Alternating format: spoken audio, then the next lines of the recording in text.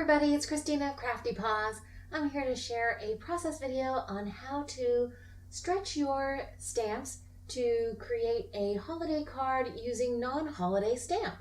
So first I'm taking this Hammy Holidays Fun from Your Next stamp set, and I'm just taking the little Santa hat from the stamp set, and I'm going to stamp that out with some Memento Tuxedo Black ink, and I'm going to stamp that on the left corner of the card. And now I've also stamped it on a little bit of Post-it note paper, and I'm fussy cutting that out so I can create a quick little mask. And I'm not fussy cutting around the entire thing, I'm just fussy cutting around the area that my next stamp will be stamped around. So just the bottom kind of portion and the lower sides of that little hat. I'm wiping off the stamp, putting it away, and now I'm taking the adorable little puppy, pulling another puppy in a train set. That's from the My Favorite Things Playful Pups stamp set, and I'm positioning it so that that little Santa hat is going to be on the little tiny puppy in the train. And I'm inking that up again with Memento Tuxedo Black ink, stamping it out. I'm going to do a second stamping because it wasn't quite perfect. And that's the great thing about the MISTI tool. You can re-stamp so that you get a nice crisp image. And I'm just wiping that stamp off as well. And now I'm going to add a little sentiment from the Avery L stamp set called Oh What Fun. And I'm taking that sentiment and I'm putting it just in front of the little puppy. Actually, I'm kind of trying to link it with the little pull string of the train. And I'm going to stamp that out as well with Memento Tuxedo Black ink. I generally like to stamp sentiments with VersaFine ink, but I just had this on hand, so I thought, why not? And that's the full image. And now I'm going to die cut just a decorative border edge off of the bottom of this card front, and I'm using a Pretty Pink Posh Stitch Borders 2 die, and I'm running it across with my Big Shot. And I really like that decorative edge. Now I'm taking the scrap and just using the straight edge of that scrap to use a Copic multi-liner and add a little bit of detail to the train compartment that the puppy is in. Because I wanted to be able to add a couple more colors, and that enables me to repeat the colors that I want to use in this image. Now this Copic coloring is super easy. There's very little blending. The images are all so small. But I wanted to kind of follow a color scheme that had some pastel, some boy colors, girl colors, so that this is kind of a unisex holiday card. So the front train engine, as it were, is going to be colored in some blue greens and blues. The little back compartment is kind of with a corally color and a yellow. And I've repeated the corally color in the hat. For the tires, I didn't want to go super dark because I want this to look playful. So I'm using a C, but it's not a super dark. It's kind of a middle gray tone. It's a C7. And I'm leaving the white highlights in the tire so it looks like there's some light being reflected. I also thought I'd repeat the yellow in the window of the engine of the train, and I'm repeating that coral in the puppy's collar, the puppy that's pulling the little train set and his little buddy. I thought I would try to add a little bit of shading. Sorry for the blurriness, my camera is focusing on my hand. But I'm using a neutral. This is an N4, I believe. Either that or an N2, I'm not sure.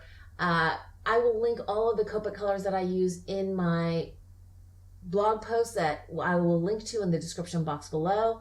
I decided that shading doesn't quite work for me, so I decided to add shading just by adding a second layer of ink with the same markers. So for the yellow, I'm using the Y13. For the red, though, I wanted to add a slightly more color, so like a more saturated color. So my lighter color is an R22 and the darker is an R35. For the blue, I just added the second layer of ink, and I really like how that kind of created a sense of depth. For a little bit of blush on the puppies, even though that's unrealistic, I use my go-to R20 for blush, and I decided for the white areas of the puppies, I didn't want it to be just the white of the card. For the little puppy, I am just coloring up his face and ears, leaving his muzzle and body and feet white. For the big puppy, I'm again coloring up his face and ears, and the spots all the same color. I'm using an E31, which is a very pale kind of craft color, and I'm adding dimension just by adding an extra layer of ink on the edges of the puppies, under the hat of the little puppy, on the lower parts of the ears. I also try to blend in using an E30, but I don't like how splotchy that's looking, so I go over top again with that E31. You know, alcohol markers are actually really forgiving in terms of getting a nice smooth coloring. I also decide to add more dimension using that warm W0 to add some shading on the underside of the puppy, on the lower parts of the paws, on the back paws, and I think that adds a nice kind of finished look to the coloring. Where the edges seem a little bit harsh, I'm taking this 0 blender marker and I'm just blending out the edges. Now to ground this whole little scene, I am using a C1, that's a cool gray, just to add a little bit of shadow.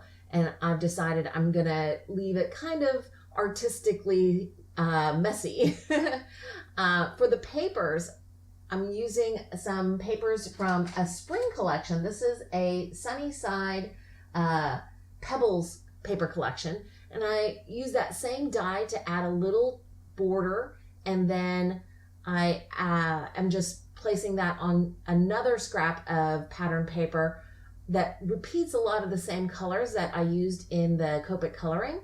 And now I'm just gonna cut off the excess. I'm using a guillotine cutter. This is a really old one when I first started crafting, probably like 15 years ago. And now I am just using my ATG tool, my adhesive, putting that on the back of this card front. It's a little bit bumpy, but you know, the recipient will never know that I use scraps to add that extra texture and pattern. And I'm putting that all onto a A2 size card base. And I thought it needed a little something more, a little sparkle, so I'm using some art glitter glue and putting down a few dots, and I'm gonna add some sequins. These are clear sequins from the Simon Says Stamp Sunshine Mix sequin mix, but I'm just using the clear and silver ones, and I'm adding various sizes of these sequins, 3 on the right and 2 on the left. I like using odd numbers of sequins. I think that adds a nice sense of balance as well. And I decided to cover up the holes. I would cover up the tops of these sequins with some icicle stickles. And that's it for the card.